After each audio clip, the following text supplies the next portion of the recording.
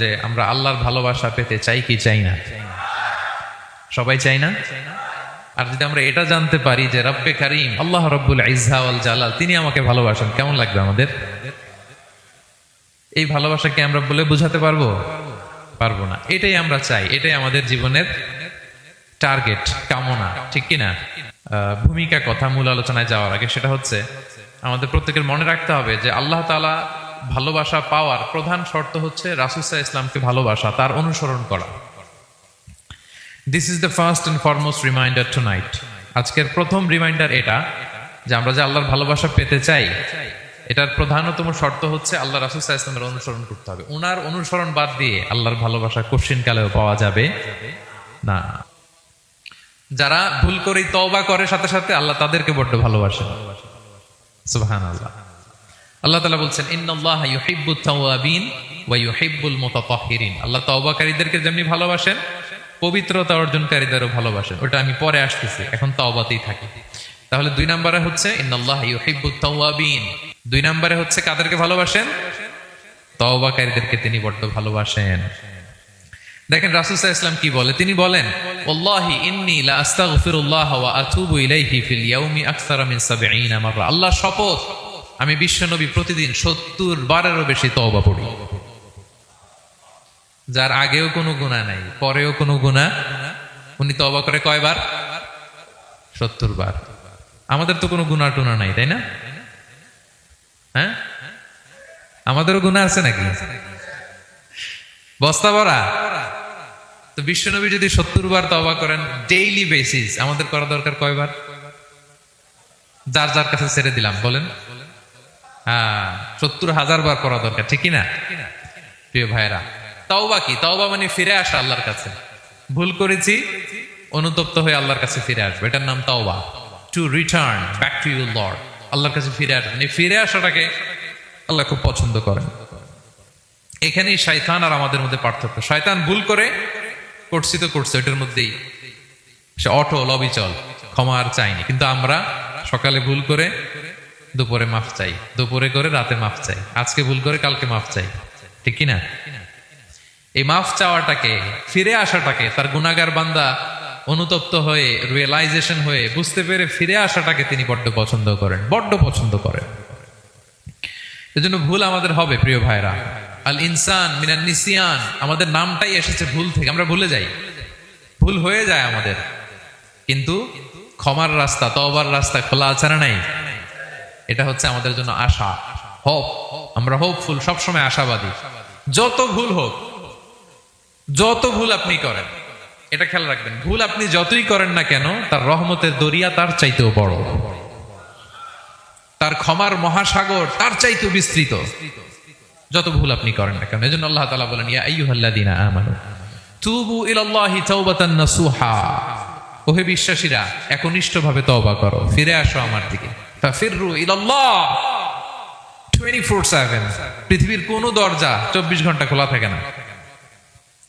রাত 3টার দিকে যদি আপনি উঠে জায়নামাজটা বিছিয়ে যে ভুলটা করছেন ওটা স্মরণ করে চোখের পানি ছেড়ে মাফ চান, ক্ষমা করবেন না তিনি? হ্যাঁ, ক্ষমা দেওয়ার জন্য তিনি বসে আছেন। এজন্য ভুল হইলে আমরা পড়বো আস্তাগফিরুল্লাহ। কি করব? পড়েন আস্তাগফিরুল্লাহ রাব্বি মিন কুল্লি যামবি ওয়া আতুবু ইলাইহি। পড়েন আস্তাগফিরুল্লাহাল্লাযী লা ইলাহা ইল্লা হুয়াল হাইয়ুল কাইয়্যুম ওয়া আতুবু ইলাইহি।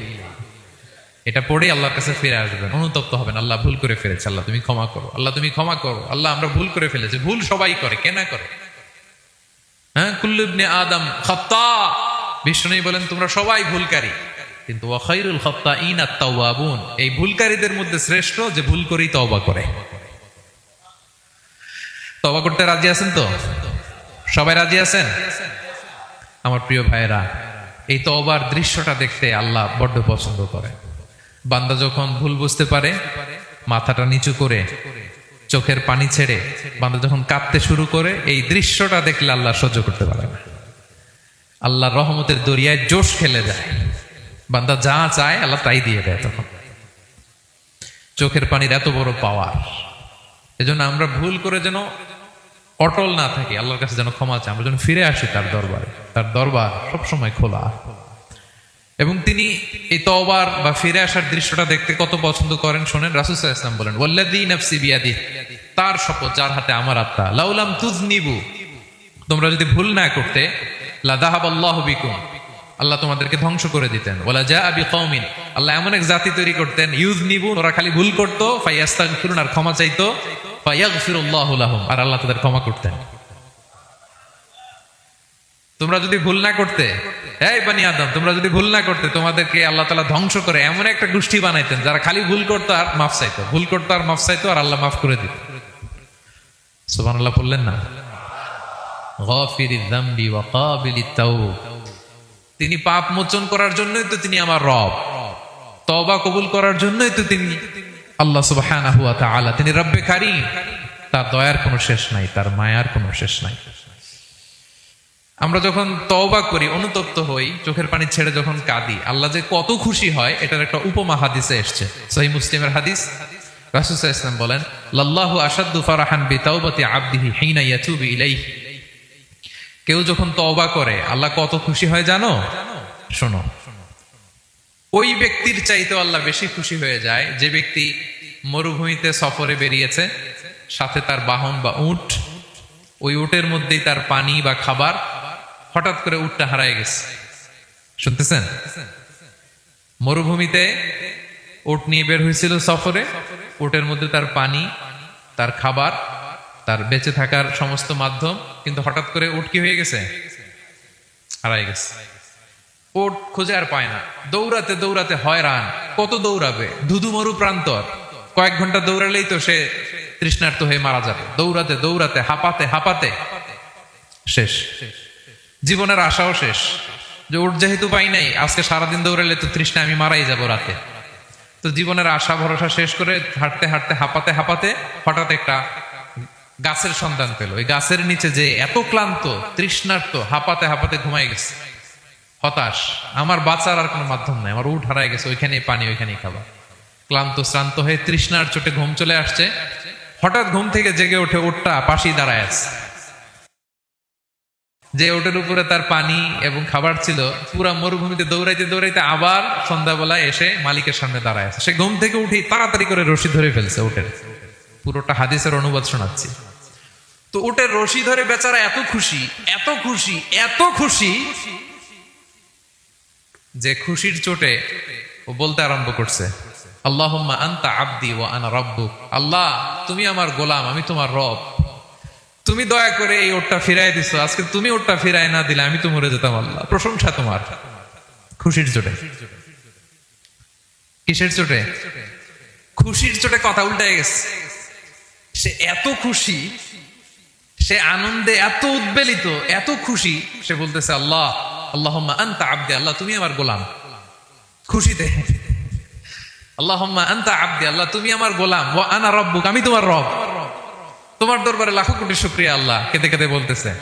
তা আল্লাহ বলে, ওইরকম একটা পরিস্থিতিতে যে তার জীবনের আশা ছেড়েই দিয়েছিল, হঠাৎ করে ওট ফিরে পাওয়ার পরে খুশির চোটে সে যখন আমি আল্লাহরে ওর গোলাম বানায় আর ওরে আমার রব বানায়, ওই লোকটা ওই মুহূর্তে ঠিক যত খুশি, আমার কোনো বান্দা তওবা করে যখন আমার কাছে ফিরে আসে, আমি আল্লাহ ওই বান্দার উপর তার চাইতে বেশি খুশি হয়ে যায়।